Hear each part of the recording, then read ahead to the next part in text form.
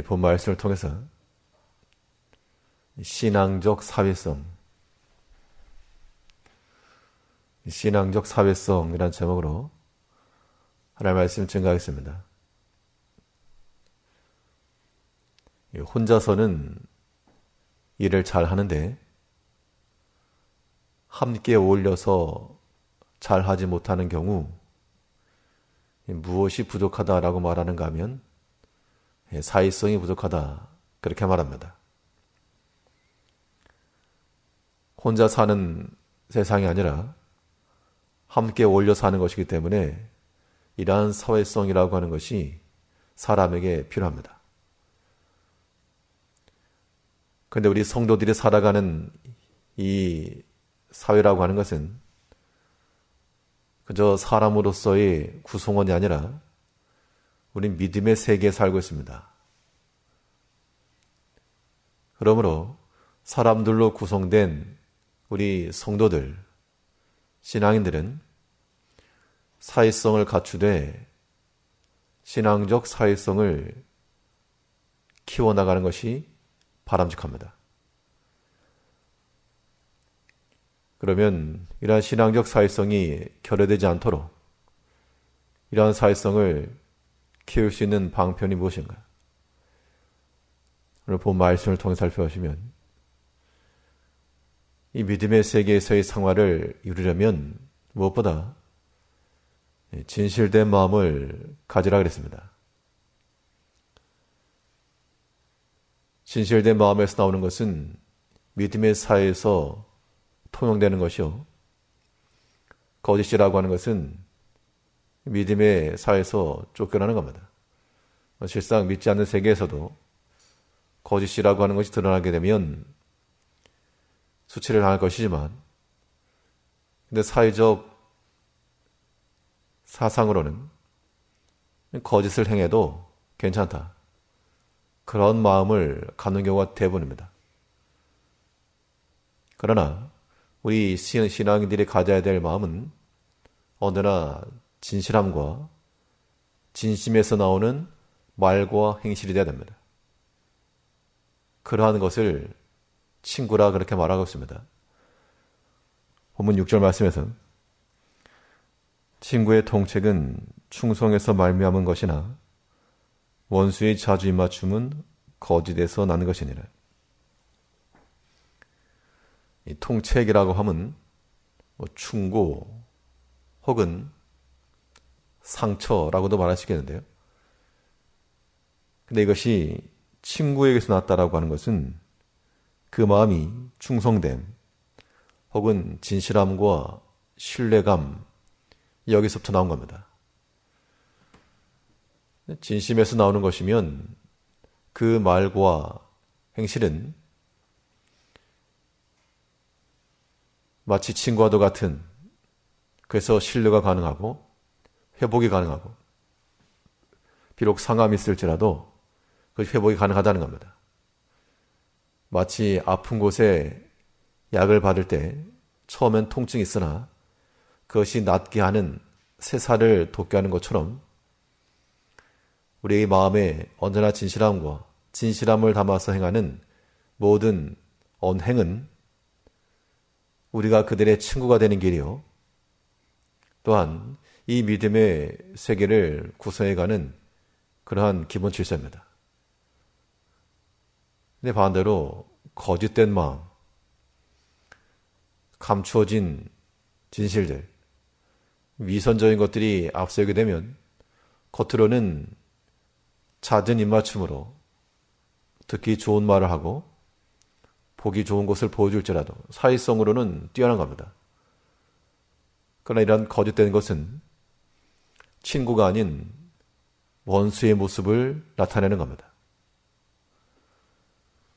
친구의 통책은 충성에서 말미암은 것이나 원수의 자주 입맞춤은 거짓에서 난 것이니라. 여기 진심에서 난 것인지 거짓에서 난 것인지는 우리 스스로가 알 수 있는 겁니다.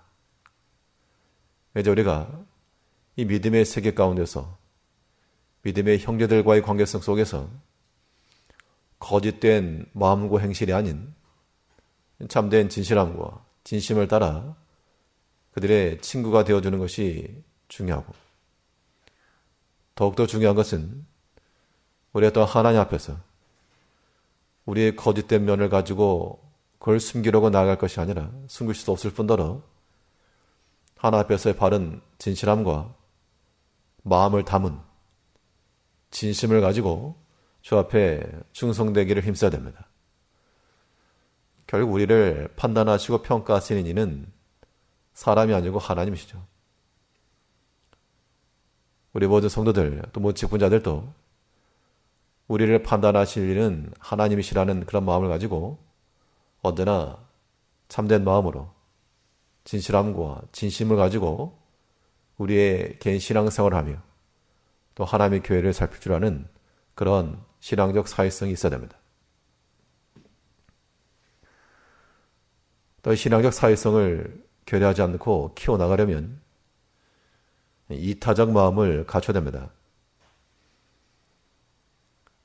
세상에서 말하기를 자기를 위해서 이기적 마음을 실천해내기 위해서는 어떠한 방법과 수단도 다 허용된다. 이게 사회성이죠.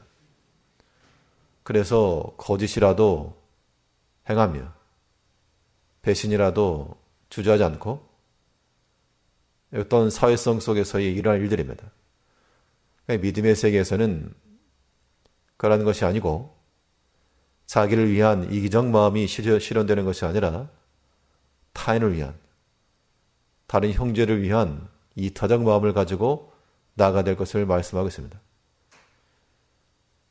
결국 친구가 되는가 원수가 되는가 하는 것인데요. 친구의 통책이라고 하는 것은, 친구의 충고라고 하는 것은 그 친구가 잘 되기를 바라는 마음으로 행하는 것이고, 원수의 입맞춤이라고 하는 것은 상대방을 위한 것이 아니고 자기를 위한 겁니다. 6절 다시 보시면요. 친구의 통책은 중성에서 말미암는 것이나 원수의 자진맞춤은 거짓에서 난 것이니라. 우리 마음속에서 자기를 위한 것을 깔고 행하는 것이면 그건 원수가 되는 길이요, 위하는 마음을 가지고 행하는 것이면 그건 친구인 겁니다. 그럼 이런 기준을 가지고 우리가 이제 관계를 살피는 겁니다. 나와 함께하는 신앙들, 성도들, 형제들, 나는 그들을 위하는가? 나를 위하는가? 그 간단한 대만 해봐도 내가 그들의 친구인지 원수인지가 드러납니다. 이것을 또 교회에 적용을 하면요. 내가 교회를 위하는 마음이 있는가? 아니면 교회의 유익을 내가 받고자 하는가? 마찬가지로 교회의 친구가 될지 원수가 될지, 내가 주를 위하는가? 아니면 나를 위한 하나의 수단으로서의 주인가? 내가 주의 친구가 있지 아니면 주의 원수가 될지, 잦은 입맞춤이라도 우리는 그에게서 은총을 바라고 종을 바라지만 주를 위한 마음이 없고 행동이 없고 실천 없으면 그것은 주의 친구가 아닌 원수라는 겁니다. 우리가 사회성을 따라서 신앙생활을 할 수 있고요, 교회 생활할 수 있고 봉사할 수 있습니다.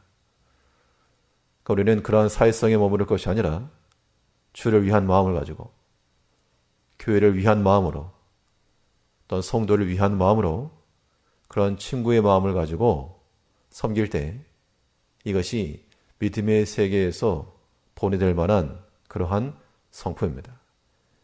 우리가 단지 이 세상에 살아가는 사회성만 아닌 믿음의 세계에서 살아가는 신앙적 사회성을 키우기 위해서 언제나 진실됨과 진실한 마음을 가지시고 또 형제와 교회와 주를 위한 마음을 가지고 살아가는 한 날 되시길 바라겠습니다. 기도하겠습니다.